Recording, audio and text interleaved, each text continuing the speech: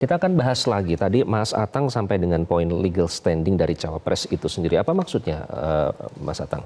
Ya, ini kan yang menjadi permohonan dari dua pemohon itu terkait dengan legal standing Mas Gibran sebagai cawapres karena akibat putusan MK nomor 90. Nah, di situ kan perdebatan yang pertama yang mungkin saya bisa lihat, apakah putusan MK itu bisa langsung berlaku dan digunakan dalam rangka penetapan pasangan calon presiden.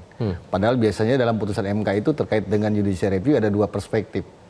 Yang satu adalah yang disebut dengan istilah self-executing.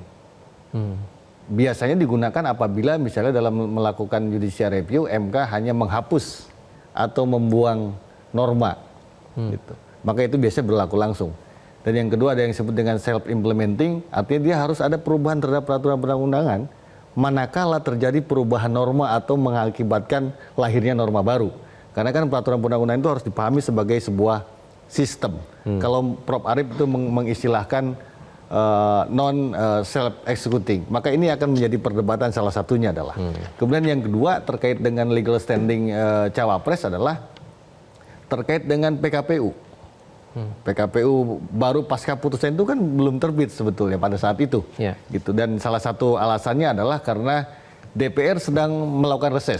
Padahal kalau kita melihat di dalam tatip DPR nomor 1 tahun 2020 itu jelas disebutkan di situ dalam pasal 53 ayat 3, sebenarnya DPR dapat bersidang. Pimpinan DPR itu dalam hal mendasar atau urgent, dia dapat mengajukan kepada Bamus untuk melakukan rapat.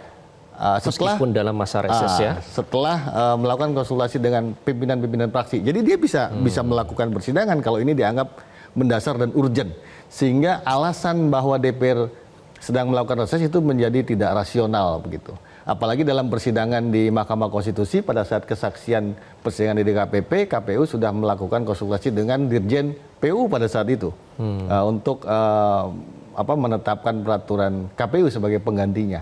Ini yang saya kira sangat menarik. Dan yang kedua, dan yang ketiga yang akan diperdebatkan adalah terkait dengan apakah misalnya ketika terjadi permasalahan dalam tanda petik terkait dengan legal standing, para calon harus mengajukan keberatan terhadap atau pelaporan terhadap Bawaslu misalnya. Lantas kemudian kalau tidak puas ke PT UN. Nah, ini juga akan menjadi perdebatan di dalam RPH yang saya kira ini agak sangat urgent di dalam RPH itu. Karena ini akan berimplikasi terhadap keabsahan pasangan calon begitu. Oke. Jadi itu faktor-faktor yang mungkin akan menjadi memicu perdebatan di antara para hakim ya. Dan sekarang sambil kita melanjutkan dialog kita, ini adalah ringan dari tim pasangan Amin, pemirsa, menuju ke gedung Mahkamah Konstitusi sesuai dengan jadwal tepat pada pukul 8 waktu Indonesia Barat menuju ke gedung MK. Bang Kohar, tadi kita kalau mendengarkan harapan itu sebenarnya masih seperti ada yang ganjel ya, karena menyebutkan di situ terutama kalau cukup eksplisit tadi doa yang diajukan oleh 03 dan 01 juga ada harapan meskipun tidak eksplisit, meskipun demi kebaikan juga, tapi disebut supaya harapannya aspirasi yang didengarkan ya rakyat, jangan pemegang kekuasaan. Artinya masih ada yang mengganjal. Jadi gimana nih Bang Kohar? Ya, secara politik memang seperti itu kan. Selama palu belum diketuk, keputusan belum dibuat, masih ada upaya-upaya kan. Siapa tahu, namanya juga usaha kan, kira-kira begitu. Jadi siapa tahu hakim mendengarkan itu. Bahkan doa tadi kan Gus Imin doanya sangat singkat. Ya Rabbi bil Mustafa balik makosidana wa filana mamado ya wasi al karomi. Itu yang artinya kira-kira wahai Tuhanku dengan kedudukan al Mustafa, sampaikanlah tujuan kami dan ampuni kami dari apa yang telah lalu, wahai yang maha luas kemurahannya.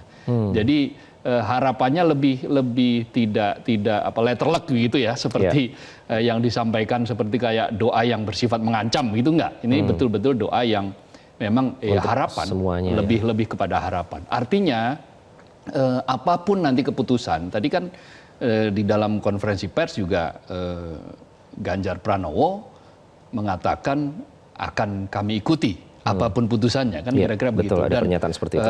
Beberapa hari lalu ketua tim hukum dari 01 itu juga menyatakan bahwa kami akan hormati putusan itu dan akan kami taati putusan itu karena memang sifatnya yang final dan mengikat. Tapi ini juga bagi MK akan menjadi semacam pertaruhan.